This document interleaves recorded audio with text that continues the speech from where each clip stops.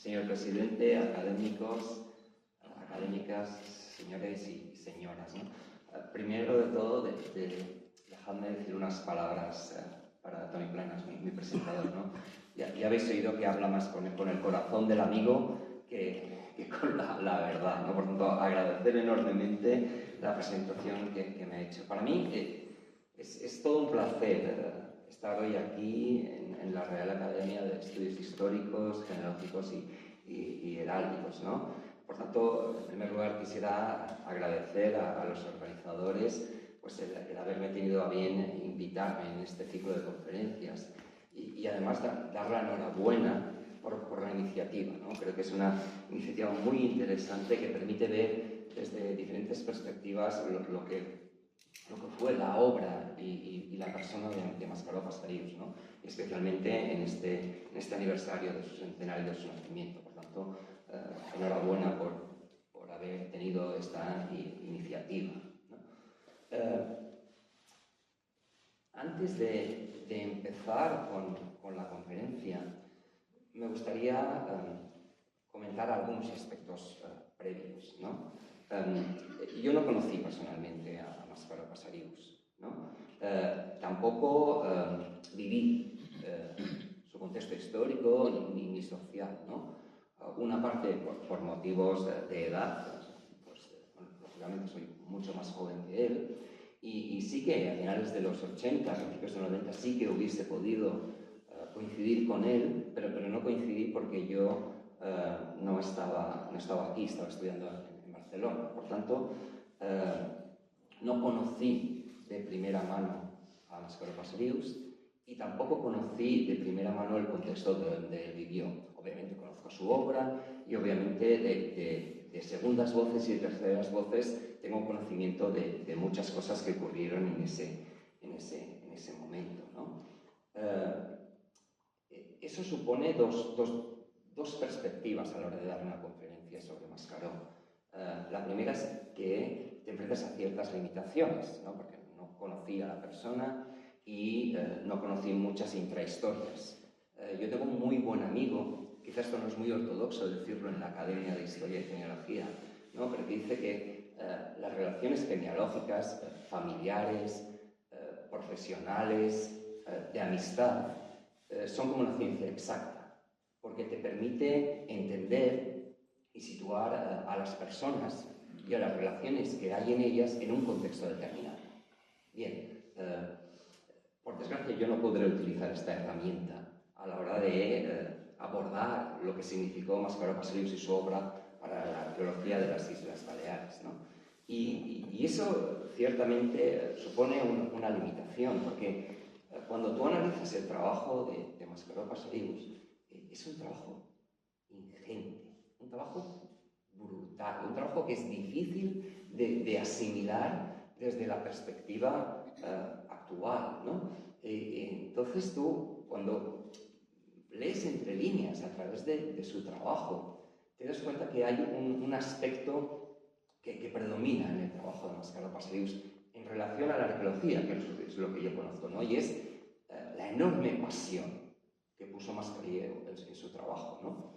Pero entiendo yo que esa pasión no le viene de la arqueología, sino que es una pasión vital y que por tanto estaba presente en todos los ámbitos de su vida y lógicamente se trasladó también a su trabajo en arqueología, ¿no? Por lo tanto, solo puedo entender el trabajo que él hizo en relación a la arqueología desde esa pasión vital.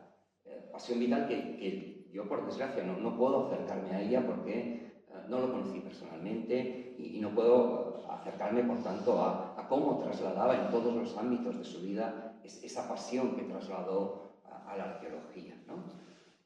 Por tanto, esta limitación es cierta a la hora de dar una conferencia sobre Mascaró, pero a su vez esa lejanía que yo tengo respecto a la persona y a su contexto permite a su vez tener cierta perspectiva, ¿no? Cierta perspectiva que con el tiempo permite repensar y situar la obra de Mascaró en relación al impacto que tuvo en arqueología, ¿no? Y eso es lo que intentaré hacer en esta charla.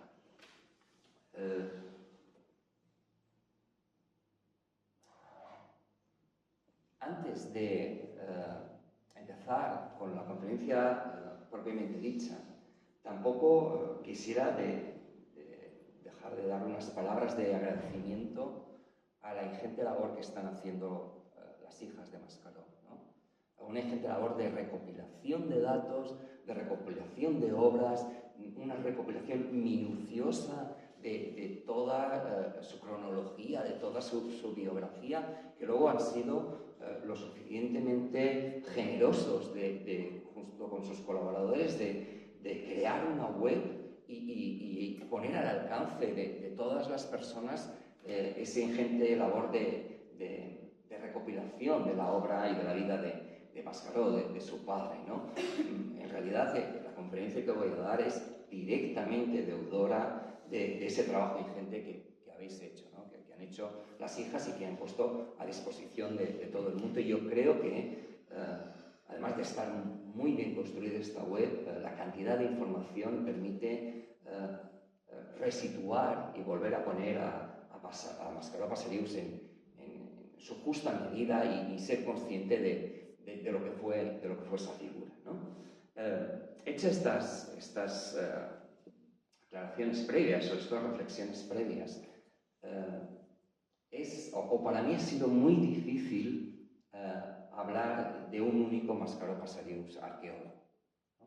Su trabajo fue tan variado, fue tan grande, fue tan diverso, que solo se puede, a mi modo de ver, solo se puede hablar de Mascaró desde múltiples dimensiones, ¿no? Por tanto, incidir en esa diversidad de perspectivas para, a modo de puzzle, al final poder tener un poco una idea general de lo que fue Mascaró Pastorius arqueólogo y el impacto que tuvo su obra en la arqueología de las Islas Baleares.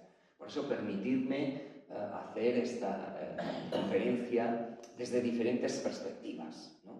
Voy a intentar comentar la perspectiva quizás más conocida del Mascaró trabajador incansable en el campo, descubridor de muchísimos yacimientos, realizando múltiples catálogos de arqueología, que luego ya veréis el impacto que tuvo, pero permitidme también hablar del Mascaró Pastorius divulgador, ¿no? Porque ya veréis que en mi humilde opinión fue un avanzado a su tiempo. Permitidme también hablar de el Mascaró Pastorius prehistoriador, es decir, de qué manera aportó en la narrativa de los discursos que se estaban generando al momento, qué aportó el Mascaró Pastorius más historiador en ese sentido, más prehistoriador, ¿no? Y finalmente, y lo estuve pensando mucho, pero creo que es justo comentarlo, pues otra vertiente del Mascaró Pastorius relacionado con la academia, ¿no? con las universidades, con los museos, esa relación que no siempre es fácil que tuvo Mascaró. Esa primera dimensión quizás es la que todos conozcamos y sin lugar a dudas es la que tiene un mayor impacto y una mayor trascendencia. En 1947 Mascaró empieza su trabajo de catalogar yacimientos arqueológicos. Inicia su trabajo en una doble vertiente, primero haciendo el croquis turístico de Menorca, donde ya incluye la presencia de yacimientos arqueológicos, y luego un segundo trabajo que es el primer mapa arqueológico de la isla de Menorca. Empezó a trabajar en 1947 y lo publicó en 1951.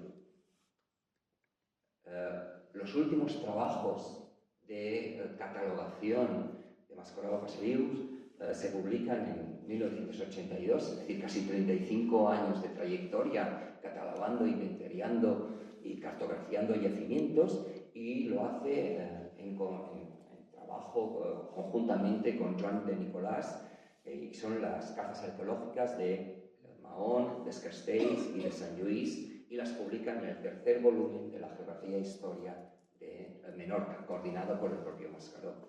En esos 35 años, Mascaró hace una inconmensurable labor. Desde la perspectiva actual, absolutamente difícil de calibrar, ¿no? Y además lo hizo a pie y en bicicleta. En 1959 es cuando consigue tener el título de carnet de conducir de ciclomotor. Gran parte de su labor de catalogación y de inventariado de yacimientos ya la había realizado, ¿no? Con lo cual, desde la perspectiva actual, aún es más inconcebible, ¿no? Cómo tuvo los ánimos para plantearse una labor tan mastodóntica como la que hizo, ¿no? Yo distinguiría dos fases en esos 35 años, o dos perspectivas del Mascaró catalogador en su trabajo de catalogación de yacimientos arqueológicos, ¿no? Una primera fase sería desde 1947 a 1962, donde yo diría que Mascaró es un cartógrafo de la arqueología, ¿no? Él, sobre todo, se dedica a ubicar los yacimientos arqueológicos y proyectarlos sobre mapas que a veces tuvo muchísimas dificultades, porque el Servicio Nacional de Cartografía no se lo puso fácil, ¿no? Ni el impedimento de usar las cartas militares, e incluso en el tipo de escala cartográfica que le obligó a usar, una escala extrañísima, 1:33.000, una cosa que hizo ese trabajo mucho más difícil. Trabajo a pie, trabajo en bicicleta, ¿no? Ese trabajo se refleja en ese primer mapa que os comentaba, en el mapa general de Menorca, donde ya cartografía la mayor parte de los yacimientos arqueológicos, o incluso en la obra magna del mapa general de Mallorca, ¿no? La segunda fase, cuando yo estaba preparando esta conferencia, no acababa de entender por qué Mascaró Pasarius se preocupó tanto por no solo inventariar, sino cartografiar. Por suerte, conversaciones que tuve con Toni Planas me dio cierta pista, ¿no? Y ese interés por la cartografía, como habéis podido ver en anteriores conferencias, le vino de su estancia en la Legión, ¿no? Su estancia en la Legión adquirió esa importancia de esa visión cartográfica a la hora de plantear situaciones, de plantear estudios, ¿no? Por tanto, de ahí le viene esa manera un poco peculiar de enfrentarse a la arqueología, que es no tanto estudiando los yacimientos, sino haciendo de notario cartográfico, ¿no? Pues en esa primera parte, esa labor fue ingente, ¿no? A partir de 1962 cambia la perspectiva de Mascaró y ya no solo se preocupa de cartografiar los yacimientos, sino que se preocupa de realizar una catalogación, ¿no? Los primeros ejemplos son la Carta Arqueológica de Ciutadella o la Carta Arqueológica de Mercadal. Esa labor de catalogación acaba con dos obras, quizás no las obras más conocidas de Mascaró Pasarius, pero yo sé decir que son las dos obras más importantes de Mascaró a la hora de entender el impacto que tuvo Mascaró en la arqueología balear, ¿no? Que son los monumentos prehistóricos y prehistóricos de la isla de Mallorca y los monumentos prehistóricos y prehistóricos de la isla de Menorca, ¿no? Estas dos obras, que no son muy grandes, son fruto de una invitación de Alomar, comisario del Programa Nacional de Monumentos Históricos Artísticos de España, que estaba en relación con una incipiente UNESCO y que estaban trabajando mucho en una concepción totalmente distinta del tratamiento del patrimonio, que era definir protocolos de catalogación, empezar a trabajar con fichas, con campos bien estructurados, bien homogeneizados, ¿no? Y Alomar invita, gracias a la trayectoria anterior de Mascaró, le invita a participar como proyecto piloto en esa catalogación de monumentos prehistóricos, tanto de Mallorca como de Menorca. Es verdad que el trabajo es suyo, pero no es menos cierto que la labor metodológica es conjunta. Y en ellos trabajó Luis Pericot, el catedrático de Barcelona y delegado del Servicio Nacional de Excavaciones Arqueológicas de las Islas Baleares. Trabajó María Luisa Serra Belarte, del Cuerpo Facultativo de Archivos, Bibliotecarios y Arqueólogos. Trabajó Guillermo Rosillo Gordoy, director del museo y también facultativo del Cuerpo de Archivos, Bibliotecas y Arqueólogos. Trabajó el padre Ben, que estaba ya muy relacionado con los Consejos Superiores de Investigaciones Científicas, y trabajó Mascaró Pasarius, ¿no? Ese trabajo tiene algunas cosas fundamentales para lo que ha sido luego la arqueología de las Islas Baleares. Primero, ponen orden. Hacen una intensa labor de clasificación. Se conocían muchos yacimientos, pero no había ninguna clasificación coherente y metodológica. Ese es el trabajo que hace Mascaró. Define diferentes categorías en las que podemos clasificar los yacimientos arqueológicos. Poblados, conjuntos prehistóricos, talayots, dólmenes, etc., ¿no? Esa herencia se ha seguido y se ha profundizado mucho, y ahora la clasificación topológica de yacimientos arqueológicos está muchísimo más desarrollada y es mucho más compleja. Bien, la semilla la puso esa comisión y el trabajo de Mascaró. Una segunda cosa que en catalogación, la gente que trabaja en catalogación, cuesta muchísimo, y es definir el estado de conservación de los yacimientos.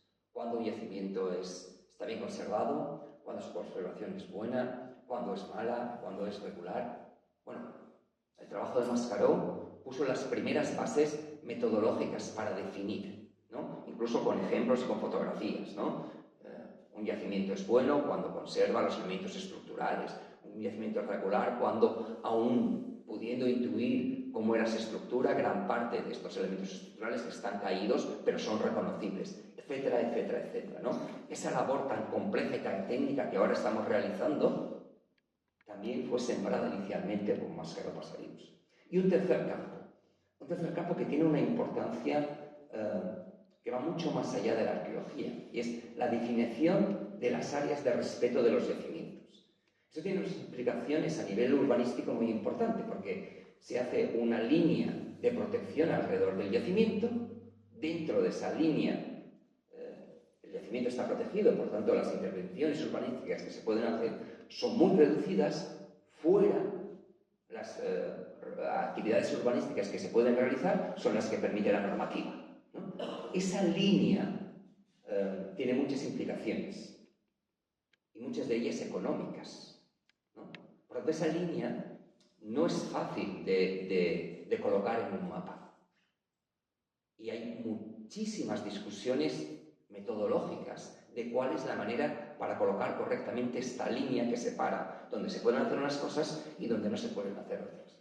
Bueno, pues esos dos trabajos de 1967 fueron los primeros, no en las Islas Baleares, en España, donde se empezó a trabajar en cómo delimitar las zonas de protección de los yacimientos. Esos dos trabajos supusieron la catalogación de 2.142 yacimientos arqueológicos en las Islas Baleares. Y vosotros diréis, ¿qué significa 2.142 yacimientos? Pues significa que a partir de ese momento, en Mallorca, cada 2 kilómetros cuadrados tenemos un yacimiento identificado, un yacimiento catalogado. Y en Menorca, cada kilómetro cuadrado tenemos y hemos localizado un yacimiento arqueológico. Bueno, eso indica el ingente trabajo que hizo Mascaró. Cada 2 kilómetros cuadrados identificó la existencia de un yacimiento en Mallorca. Cada kilómetro cuadrado identificó la existencia de un yacimiento en Menorca. Eso hizo de las Islas Baleares, en los años 60, la región de España con un nivel de catalogación y de protección protección de yacimientos arqueológicos más alto del conjunto del territorio español. Y metodológicamente se colocó a la vanguardia de todo el Estado en la manera, en la metodología, en los protocolos que se debían implementar para catalogar. A partir de 1985, con la Ley de Patrimonio Histórico actual, se han desarrollado muchas estrategias de catalogación. Obviamente ahora las metodologías de catalogación distan mucho de las propuestas de Mascaró, pero en su contexto, esas dos pequeñas obras fueron puntales a la hora de entender la protección que se está haciendo en la actualidad. ¿Y por qué fueron tan importantes? Porque un año antes, en 1966, se dictó un decreto, el 2563, por el cual, y permitidme que lo lea textualmente, todos los monumentos megalíticos, cuevas prehistóricas y otros restos prehistóricos y protohistóricos de las islas de Mallorca y Menorca, cualesquiera que sea su estado y situación, se declaran monumentos histórico-artísticos y quedan bajo la protección del Estado, que impedirá su destrucción y la alteración de su carácter. Un gran decreto, firmado por Francisco Franco, pero un decreto poco eficaz, porque ¿qué significa todos? ¿Qué significa todos? Para tener una protección eficaz, ese todos se tiene que traducir con un listado. Esos son los todos. Ese es el trabajo que hizo Mascaró Corsarius un año después. Ese fue el pilar sobre el que se fundamentó y sobre el que se fundamenta toda la protección de los yacimientos arqueológicos que ahora disfrutamos en las Islas Baleares. Y fue pionero en el conjunto del Estado español. Esa es la dimensión quizás más conocida dentro del mundo arqueológico de la figura de Mascaró Corsarius. Cualquier arqueólogo reconoce esa dimensión. Es muy claro, todos somos deudores de ese trabajo, ¿no? Pero a mí me gustaría también incorporar otras dimensiones, ¿no? Y una es como divulgador del patrimonio arqueológico, ¿no? Y sobre todo porque, no conociéndolo, y por tanto sin poder haber tenido el placer de hablar con él, mi sensación es que Mascaró tenía una profunda creencia que la mejor herramienta para proteger el patrimonio arqueológico era darlo a conocer. La gente que conoce y aprecia las cosas es la gente que no quiere destruirlas. Y yo creo que a través de todo lo que os explicaré, en toda su trayectoria se refleja esa profunda convicción de que el conocimiento da lugar al aprecio y el aprecio es la mejor manera para proteger las cosas, mucho más allá de todas las normas que existan, ¿no? Ahora es muy fácil hablar de difusión, de divulgación del patrimonio. Cualquier búsqueda en Internet y encontraréis multitud de cursos, multitud de experiencias, multitud de manuales. En el 2023 la divulgación en arqueología es algo cotidiano, ¿no? En 1947, en 1951, esa no era la situación. Es cuando él publica el primer croquis turístico de Menorca. Es cuando él incluye en ese mapa turístico yacimientos arqueológicos, ¿no? Es casi 25-30 años antes de que Georges Henry Rivière desarrollase lo que se llama la nueva museología, ¿no? Que pretendía poner en el centro a las personas, a las comunidades, para que pudiesen tener el acceso libre al conocimiento de la historia, al conocimiento del patrimonio. Es 25-30 años antes de que Hux de Varin desarrolla el concepto de ecomuseo, donde ponía a la comunidad en el centro del discurso patrimonial, ¿no? Y es en un contexto totalmente distinto, donde los comisarios de excavaciones arqueológicas empezaban a desarrollar estrategias para proteger los yacimientos, y solo en algunos casos muy excepcionales, como Ampurias o como Medina Zahara, ya entendían que se debía potenciar la visita de estos yacimientos, pero no de todos los otros, solo de aquellos yacimientos especiales, de tal manera que muchos de ellos estaban en contra de que se hiciesen mapas arqueológicos y de que se mostrase dónde estaban los yacimientos, porque según ellos eso suponía poner en peligro a estos yacimientos, porque había una situación de arqueología furtiva y que si tú dabas ese tipo de información estabas abriendo las puertas a que la gente fuese a los yacimientos y los expoliase. Mascaró, 30 años antes de la nueva arqueología, de la nueva museología o de la conciencia de los ecomuseos, se sitúa en una posición totalmente diferente a lo que pensaban los comisarios de arqueología en esa época. Y a mi modo de ver, él parte de tres premisas. Y veréis como las tres premisas tienen una palabra que las une, y es la palabra todos. Primera premisa: enseñemos a la gente dónde están todos los yacimientos arqueológicos, para que puedan ir a verlos, para que puedan conocerlos. Eso lo hace en 1951, en la primera carta o mapa arqueológico en Menorca. Pero lo hace especialmente, por ejemplo, en el mapa general de Mallorca.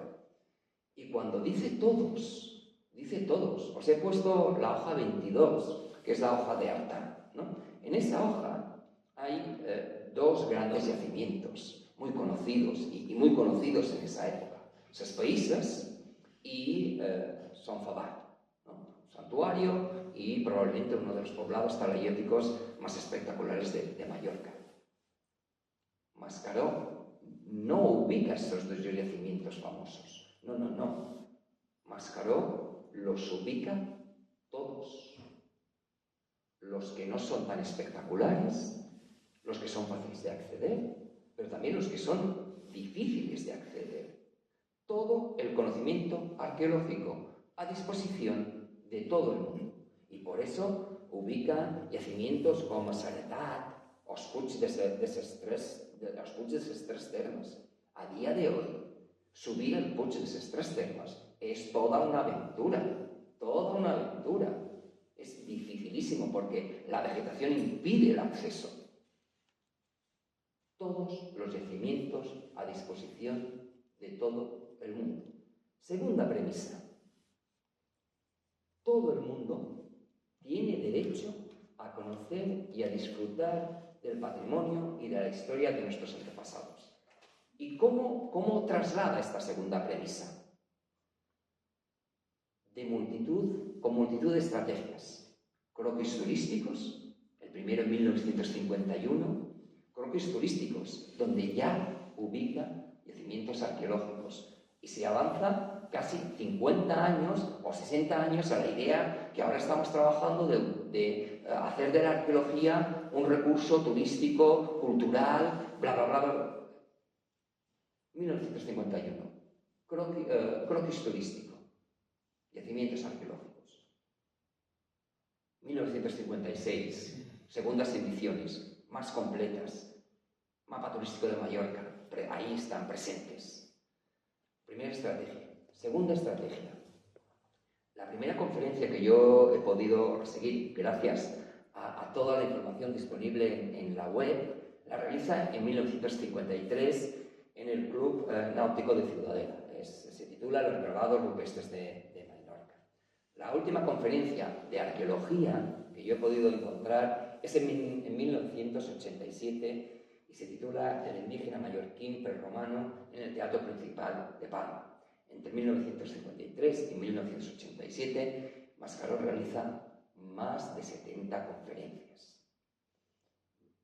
Algunas cosas curiosas para que veáis esa premisa que él defiende de todo el mundo tiene derecho. La mayoría de las conferencias las hace en los pueblos. No solo en Palma, en Ciudadella o en Mahó. No. En Campanet, en Pollensa, en Llucmayor, en Sóller, acercándose a la gente de los pueblos, enseñándoles a la gente a que conozcan su historia, sus yacimientos, sus antepasados.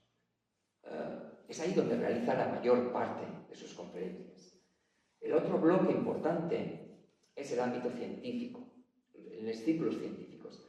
Aquí, dejadme que introduzca una cosa que luego comentaré. La mayoría de las conferencias que da en el ámbito científico, en realidad, no se dan en los ámbitos científicos. Mascaró no dio, que yo sepa, ninguna conferencia en el Museo de Mallorca, no dio ninguna conferencia en la Universidad de las Islas Baleares, no dio ninguna conferencia en la Universidad de Barcelona en la delegación que tenía en Mallorca. La única conferencia en un ámbito propiamente académico la dio en el Museo Arqueológico de Barcelona. Siendo generoso, yo he puesto ese ámbito científico, pero en realidad la dio en sitios como el Círculo de Bellas Artes, el Cercle Artístic de Ciutadella, el Círculo Mallorquín o el Museo Arqueológico de Deià, ¿no? Luego, permitidme que lo deje aquí y luego retomaremos este apartado, ¿no? Pero tan significativo es lo que yo os acabo de decir como los lugares donde pone otros. Lo dio en la sede de la Asociación Nureduna. Lo dio en sedes de teleclubs. Dio conferencias en la sección femenina. Dio conferencias en el Club Militar del Fortín. Dio conferencias donde lo invitaban. No importaba dónde lo invitaban. Él dio conferencias. Por esa segunda premisa que yo os decía. Tercera premisa. Mostremos a través de todos los medios disponibles. Conferencias, artículos de prensa, programas de televisión, concursos, cualquier estrategia es buena. En ese sentido, en relación solo a la arqueología, Mascaró Pasalius escribió más de 154 artículos de prensa en arqueología, en muchísimos semanarios y periódicos, ¿no? Aquí os he puesto algunas de ellas. Veis un poco la trayectoria a lo largo de los años. Fue especialmente fecundo en los primeros años. Muchas de las noticias eran de descubrimientos de yacimientos, de relación de inventarios de yacimientos, etc., como ese ejemplo que os he puesto de los monumentos megalíticos del término de Ciutadella, de Lis, ¿no? Luego tiene una media continuada, pero en los años 70-72 publica muchísimos artículos relacionados con la arqueología submarina, ¿no? Es un aspecto que en esa época le interesó especialmente, y de hecho él fue delegado de la Comisión de Excavaciones Subacuáticas, ¿no? Por tanto, ahí sí que estuvo muy centrado, y luego vuelve a haber un pico que le interesa especialmente, que fueron las conferencias internacionales de Deià de los años 80, que tuvieron también un gran impacto en lo que fue la arqueología del momento, ¿no? No solo publicó artículos. A partir de los años 80 tiene una larga trayectoria en la colaboración, sobre todo con Televisión Española, en la Declaración de Cataluña, para la realización de documentales, ¿no? Toda la serie de Los Coses Nostres, ¿no? O toda la serie de la Ruta de los Almogàvers, o toda la serie del legado de las islas, ¿no? Entendió muy rápidamente el poder que tenía la tele como elemento difusor del patrimonio, ¿no? En ese sentido es interesante ver las temáticas. En la prensa, Mascaró trabaja sobre todo sobre el patrimonio arqueológico de Mallorca y Menorca, comenta muchísimas noticias y hallazgos arqueológicos, y se interesa especialmente por la arqueología subacuática. Como colaborador de la televisión cambia el formato y le interesa especialmente o participa especialmente en temas del Mediterráneo, desde dos perspectivas. Desde las islas del Mediterráneo, y ahí están todas sus diferentes participaciones en series, ¿no? Malta, Cerdeña, Medas, etc., ¿no? O también sobre protagonistas históricos en el Mediterráneo, los almogávers, los ingleses, los piratas, los judíos, etc. Permitidme que ponga este apartado y pediros disculpas porque no he encontrado información o no he acabado de entender cuál fue su rol y cómo se embarcó en esta aventura, ¿no? Quizás luego tengamos la posibilidad de que me lo expliquéis, ¿no?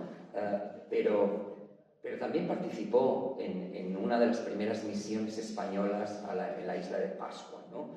Y fue un tema que yo no he acabado de entender exactamente cuál fue su rol, pero que le apasionó. Y durante unos años sus conferencias y los títulos de sus conferencias se ve lo apasionado que estaba con este tema, ¿no? Disculpadme que no haya podido acabar de entender cómo funcionó toda esta historia de la misión arqueológica en la isla de Pascua y la intervención de Mascaró, ¿no? A mí sí que me gustaría resaltar en esa ingente labor del Mascaró más divulgador dos aspectos que yo creo que fueron avanzados a su tiempo. Primero, entender que turismo y patrimonio son aliados y que tanto el turismo se ve empujado por la posibilidad de ir a ver monumentos, de ir a ver yacimientos, y que el patrimonio, a su vez, puede verse beneficiado del turismo y de esas dinámicas, ¿no? Y ahí están sus primeras obras, Croquis turístico de Menorca, donde incluye yacimientos, diferentes obras en inglés sobre Menorca, sobre mapas de Menorca, ¿no? Por lo tanto, una línea que ahora estamos trabajando desde hace una década y que parece que somos los primeros que estamos trabajando en arqueología y turismo. Bueno, en 1947, que fue el inicio de donde Mascaró empezó a trabajar en ese tema, pues ya lo puso encima de la mesa. Es verdad que había unos antecedentes con el fomento de turismo, donde ya patrimonio y turismo ya se estaba vinculando, pero era una versión un poco distinta y sobre todo una versión muy paisajística, ¿no? La de fomento de turismo, y no era la visión que Mascaró defendió, ¿no? Y también yo creo que fue avanzado a su tiempo en entender que a través del juego también uno puede acercarse a conocer la historia y a conocer el patrimonio, ¿no? Y de eso por eso él patrocinó el concurso juvenil de Geografía e Historia de Menorca, ¿no? En el 79, ¿no? Ahora estamos trabajando mucho desde la enseñanza no formal, ¿no? Lo que se llama enseñanza no formal, a través del juego, a través de diferentes maneras de acercarse. Bueno, el multifacético Mascaró ya trabajó en esa línea, ¿no? La tercera dimensión que a mí me gustaría, a modo de puzzle, hablar, tampoco no extenderme mucho, ¿no? Porque quizás es una dimensión un poco más técnica, un poco más de arqueología más específica, más metido dentro de nuestra disciplina, ¿no? Pero es el Mascaró Paserius y la generación de discursos históricos sobre la prehistoria, ¿no? A diferencia de las otras dos dimensiones, quizás esta es la dimensión donde menor impacto ha tenido la obra de Mascaró Paserius, ¿no? Es quizás esta dimensión donde se ve su formación autodidáctica, ¿sabes? Su formación no académica, ¿no? Y por tanto se enfrenta a la generación de discursos con una mayor dificultad, ¿no? Es cierto que académicamente hablando, Mascaró Paserius es un hombre de su tiempo, ¿no? Y los discursos que él realiza se encuentran perfectamente y coherentemente instalados dentro del paradigma predominante en la época, que era el historicismo cultural, ¿no? El historicismo cultural, no voy a extenderme porque ya os digo que es mucho más técnico, pero sobre todo insistía en una preocupación por el análisis tipológico de los monumentos, por el análisis tipológico y clasificatorio de la cultura material, y por una preocupación para ubicar todos los yacimientos y toda la cultura material en una secuencia cronológica clara, ¿no? Mascaró Paseriu tiene unas 12 obras, unos 12 artículos, unas 12 obras directamente vinculadas con la generación de discursos en prehistoria, ¿no? Y luego coordinó otras donde participaron mucha otra gente, ¿no? Pero yo he querido destacar dos obras, porque son quizás las que tuvieron mayor relevancia para poder analizar el Mascaró historiador, ¿no? Él se sitúa en ese paradigma, ¿no? La prehistoria de las Baleares, quizás su obra de referencia en ese sentido, está plenamente inserta en ese paradigma. Hay una enorme preocupación por clasificar, por poner orden, por establecer criterios, por hacer comparaciones formales, por establecer secuencias cronológicas, ¿no? Por lo tanto, está perfectamente inserto dentro de ese paradigma. Es cierto que su bagaje de autoformación le presenta ciertas dificultades a la hora de desarrollar un discurso histórico, pero por el contrario es enormemente honesto y él recoge las ideas de autoridad de los grandes autores del momento y las expone y las presenta, no como suyas, sino como de los autores de autoridad originales, ¿no? Por tanto, no es un gran generador de discurso, es un gran incorporador de las ideas que en ese momento los grandes autores estaban poniendo encima de la mesa, ¿no? Solo un dato para que veáis ese interés que había en ese momento por la catalogación, por la descripción y ese poco interés que había por la generación de discursos, ¿no? En la obra de la prehistoria de las Islas Baleares, 675 páginas están destinadas a describir, a catalogar, a generar clasificaciones tipológicas. Solo 2 páginas están relacionadas con la interpretación de la economía de la cultura talaiótica. Hoy sería totalmente al revés. Destinaríamos 675 páginas a discutir y a establecer modelos, interpretaciones y discusiones y no sé qué sobre cómo vivían las personas en ese momento, y dejaríamos en un segundo lugar esa labor de catalogación, de descripción, de clasificación tipológica. ¿Por qué nos podemos permitir ese lujo? Porque antes lo hicieron, porque los anteriores lo hicieron. Una vez hecho ese trabajo duro de clasificación, de catalogación, de sistematización, uno se siente liberado y puede volar hacia otros paisajes. Sin esa labor previa no lo hubiésemos hecho, ¿no? La segunda obra de referencia es la prehistoria de Menorca. Esa para mí es mucho más difícil de catalogar y no acabo de entenderla. No acabo de entender qué es lo que Mascaró quiso hacer con esta obra, ¿no? Sigue con su honestidad científica de que lo que él dice son aportaciones de autoridad de los grandes historiadores del momento, ¿no? Por tanto, él recoge las ideas en las que se estaba trabajando en el momento, cita las referencias, cita los autores, en ese sentido es escrupuloso, ¿no? Pero luego en esta obra incorpora algunas cosas que a mí me sorprendieron y por tanto no acabo de entender qué es lo que quiso hacer en esta obra, ¿no? Incorpora algunos conceptos que en ese momento, en los años 80, ya no estaban en boga, sino que estuvieron en boga en los años 30. El concepto de raza, el concepto de estructura tribal, estos conceptos muy en boga en los años 30, en realidad vienen de la escuela de Viena, de autores como Ratzel o el padre Smith o Taylor, ¿no? Donde la cultura era concebida como aquel conjunto de rasgos que identifican a un pueblo, ¿no? que luego tuvo unas derivaciones en los años, finales de los años 30 y a inicios de los años 40, con la Alemania nazi y con arqueólogos como Cosina, pues tuvieron unas derivadas del concepto de raza mucho más complejas que el que todos conocéis, ¿no? Bien, esos son los conceptos que en esta obra incorpora Mascaró, ¿no? Y además en la estructura del libro incorpora conceptos un poco anecdóticos, no estructurales, ¿no? Como el transporte del peso y de las piedras a la hora de construir los monumentos talayóticos. Es muy importante esa perspectiva. Si luego eres capaz de explicar qué significación social tiene ese esfuerzo colectivo.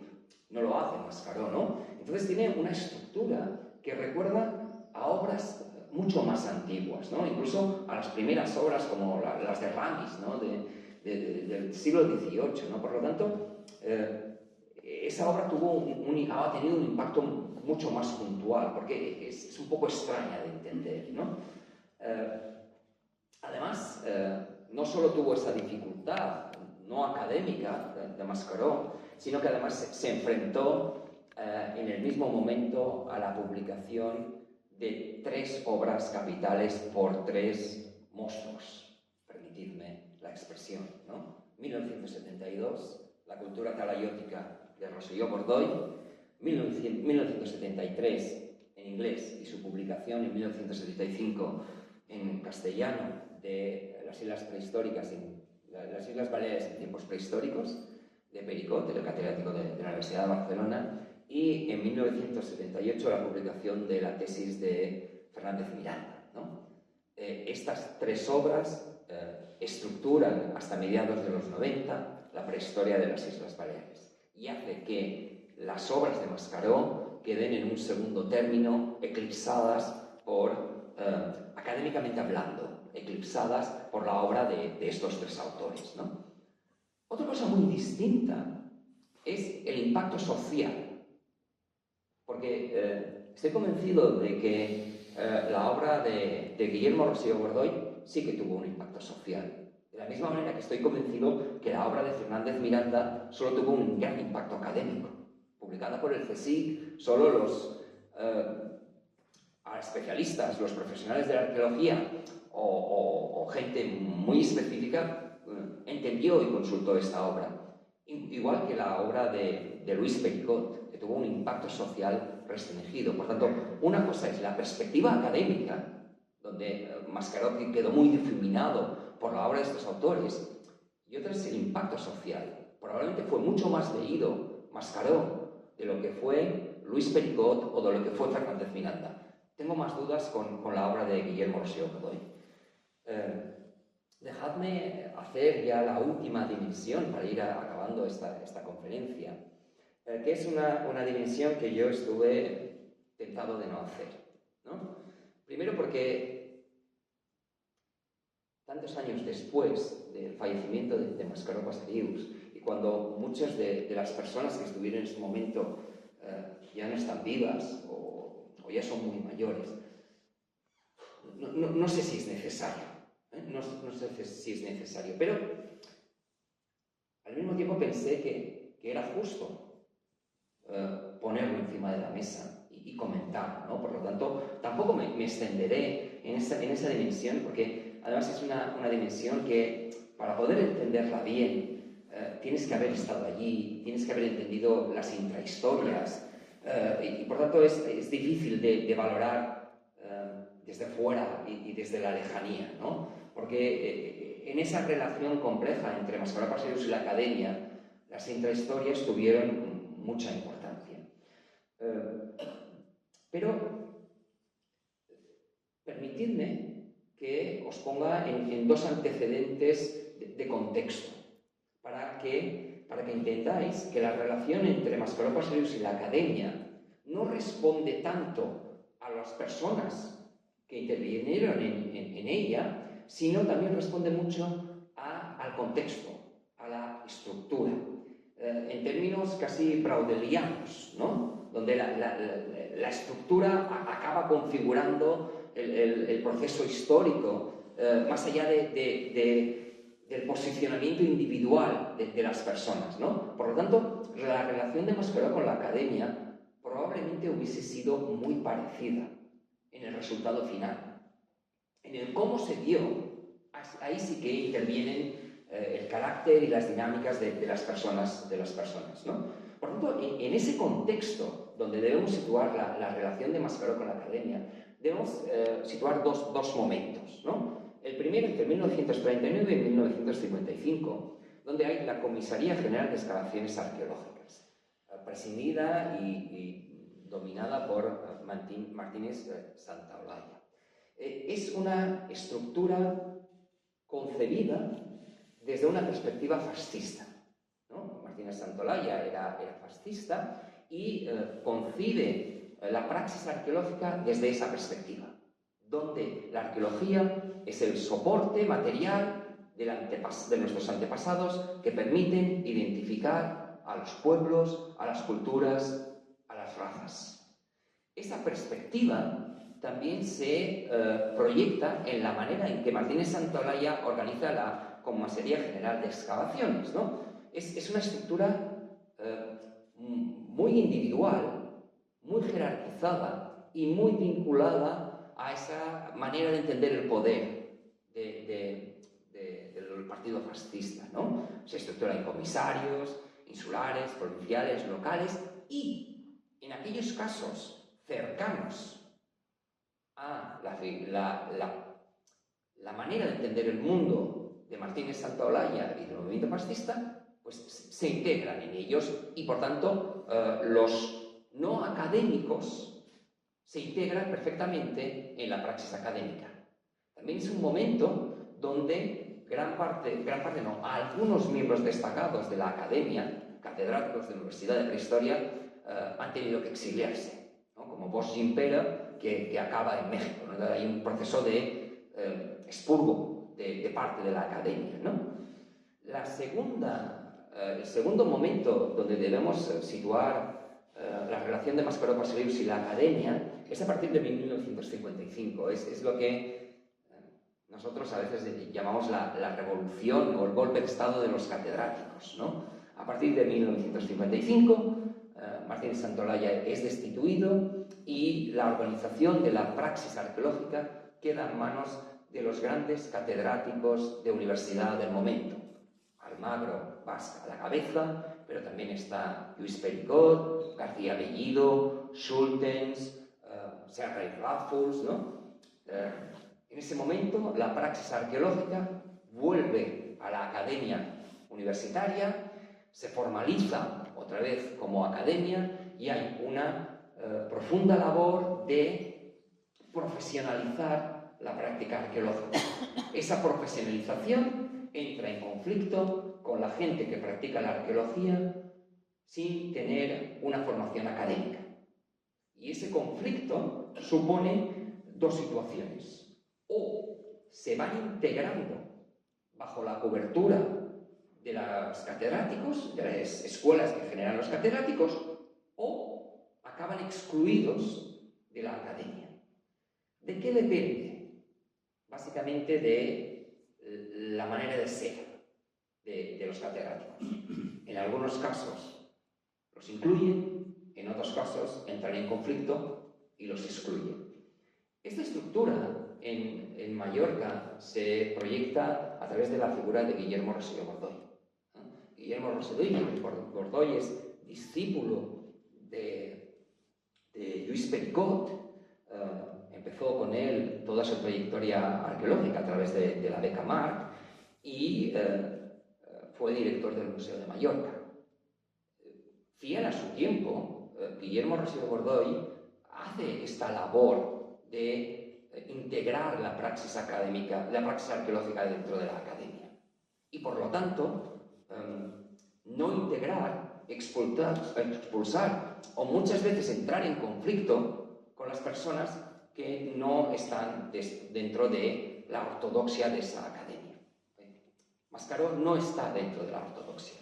Por lo tanto, la relación de Mascaró y de Guillermo, más allá del respeto que se sentían, no fue fácil, fue compleja, fue difícil, pero no solo por la relación entre ellos dos, porque eran dos personas de enorme carácter, sino también por esa visión estructural que yo os estoy comentando, ¿no? De todas maneras, es curioso porque, si bien Guillermo nunca invitó a Mascaró a hacer una conferencia en el museo, que yo sepa, y tuvo algunos conflictos, algunos conocidos y famosos, ¿no? Fuera de esa centralidad de la praxis arqueológica en Mallorca, que era la que ejercía el Museo de Mallorca, ¿no?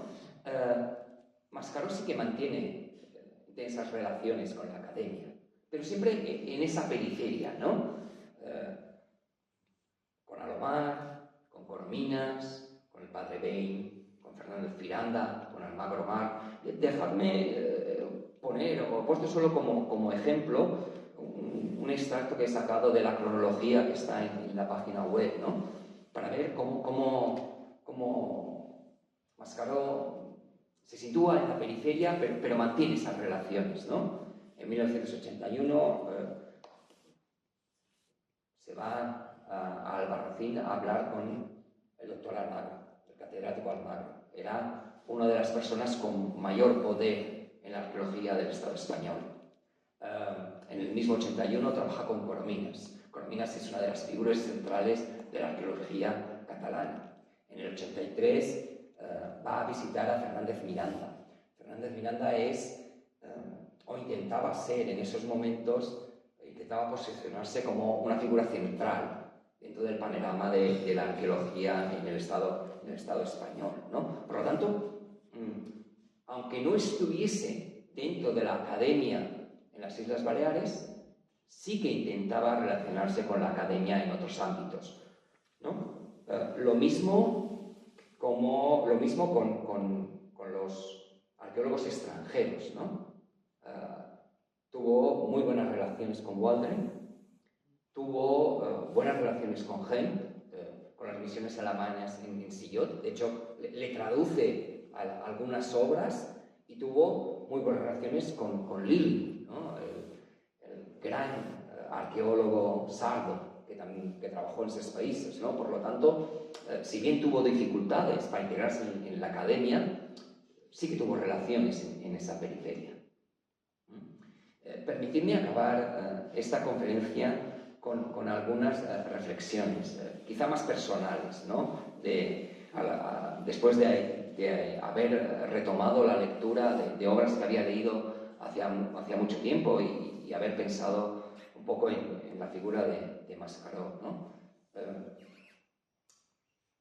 Fue un trabajador inagotable, es indudable. Hizo un trabajo que, desde la perspectiva actual de los arqueólogos, no concebimos: a pie, en bicicleta, en el mejor de los casos, en moto, pero cuando ya había catalogado mucho. Yo he catalogado muchos años. No puedo concebir el trabajo que hizo Mascaró Pasarius. Me cuesta. Yo creo que cuando empezó no era consciente de lo que iba a hacer, porque si hubiese sido consciente, por mucha pasión que uno le ponga, se lo hubiese pensado dos veces, ¿no? Por tanto, eso es indiscutible, ¿no? Segundo, Mascaró es un enciclopedista, ¿no? Tiene una perspectiva de enciclopédico y hasta los años 70 una visión muy, muy cartográfica. Él quiere recoger todo el conocimiento y unirlo y ponerlo junto y cartografiarlo.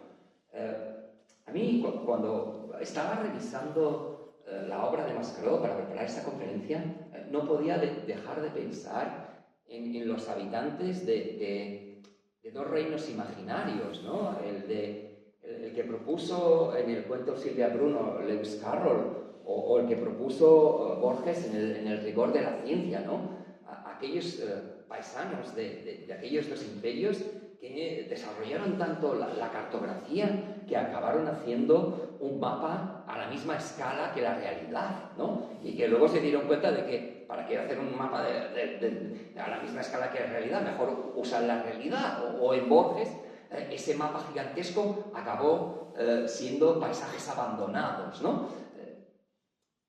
Yo creo que Mascaró hubiese sido uno de esos habitantes de estos reinos imaginarios de Borges y de Lewis Carroll, ¿no?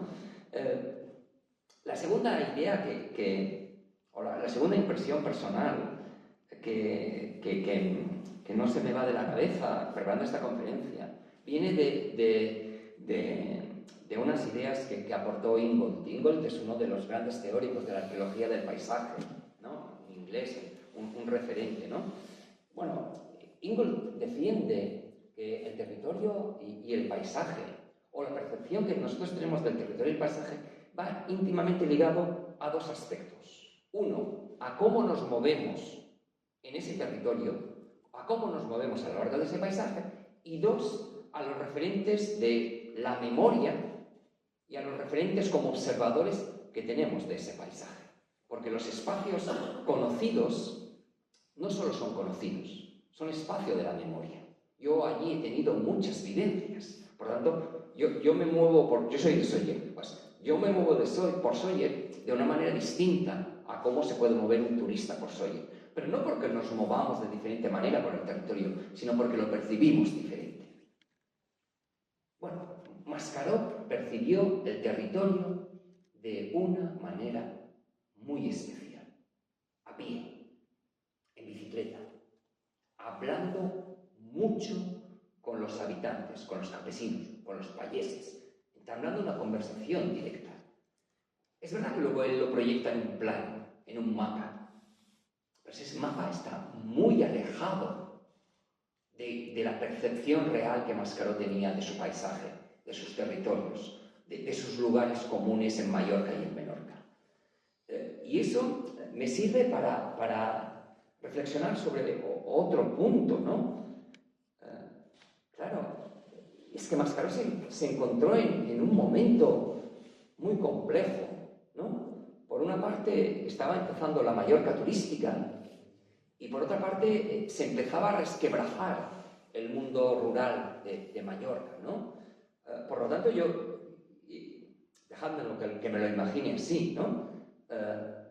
No solo hizo unos mapas, no solo hizo un corpus de toponimia. En realidad, Mascaró estaba haciendo de notario de una realidad que, consciente o inconscientemente, se daba cuenta de que se estaba perdiendo, de que estaba cambiando, de que desaparecería, ¿no? Es verdad que lo hizo de una manera muy curiosa, a través de corpus de inventarios, a través de mapas, ¿no? En otros sitios, otras personas parecidas en su misma situación lo hicieron desde otra perspectiva, de una perspectiva mucho más antropológica, ¿no? A través de entrevistas, a través de recoger la experiencia de ese mundo que estaba desapareciendo. Mascaró optó por esa cartografía. Pero, a mi modo de ver, no nos dejemos engañar. Bajo esa cartografía, bajo esa cantidad de topónimos, está esa sensación de reflejar un mundo que está cambiando. En relación a las 4 dimensiones, o a las 3 dimensiones, ¿no? En relación a lo que significó el inventario y la catalogación de patrimonio. Permitidme solo daros un dato para reflejar lo que ha significado la obra de Mascaró. Baleares tiene 3.888 BICs. BICs es la Bien de Interés Cultural, es la máxima figura de protección del ordenamiento jurídico español en protección de patrimonio, ¿no? De esos 3.088, casi el 70%, de 2.000 y pico, son directamente relacionables a la obra de Mascaró. Vosotros diréis, bueno, ¿es mucho? Y yo diré, sí, no solo es mucho. Para tener una perspectiva clara, tenemos que compararlo con las otras comunidades autónomas. Y ese es el gráfico que yo os pongo. Mirad qué diferencia hay entre los VIPs en las Islas Baleares y el resto de las comunidades autónomas. Madrid tiene un poco, Islas Canarias tiene un poco, Cataluña tiene un poco, grandes, o territorios pequeños, controlados, o grandes comunidades autónomas. Baleares es desproporcionado. Tiene un nivel de protección del patrimonio arqueológico. Luego podríamos entrar si ese nivel de protección es efectivo o no. No es el momento ahora de discutirlo, pero ese nivel, que te hace estar a mucha distancia de la mejor comunidad posicionada, en un 70% se deriva directamente de la obra de Mascaró Pasarius. En el ámbito de divulgación, es que tenía el pleno convencimiento de que ese es el camino para proteger y apreciar el patrimonio. Y lo hizo en todos los ámbitos y por todos los medios que tuvo a su disposición. Si viviese, estoy convencido que tendría Twitter, tendría Facebook y tendría un podcast, porque hubiese utilizado todos los medios para divulgar, ¿no? Y algunos enormemente avanzados, ¿no? Esa relación entre arqueología y turismo, esa relación entre patrimonio y acercamiento lúdico, ¿no? En relación a su aportación en el ámbito de los discursos prehistóricos, ¿no? Es aquí donde quizás está más alejada la figura de Mascaró Pasarius, ¿no? Mascaró Pasarius sigue estando muy citado, sobre todo por la labor de catalogación, ¿no? Sus obras se mueven ya en un ámbito mucho más historiográfico, ¿no? Tanto por lo que yo he ido comentando, ¿no? Quizás es en ese punto donde el impacto de la obra de Mascaró Pasarius fue mucho menor, ¿no?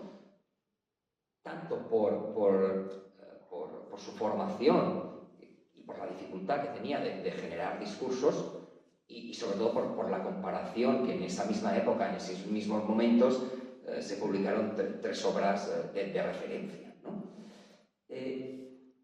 Y ya para acabar, ya os he comentado, yo no conocí a Mascaró Pasarius. Probablemente si hubiese tenido el placer de conocerlo, seguro que hubiésemos coincidido en muchos temas. Seguro que no hubiésemos coincidido en muchos otros. Y probablemente en algunos hubiésemos tenido puntos de vista radicalmente distintos. Pero desde mi punto de vista, es una persona que siempre hubiese valido la pena conocer.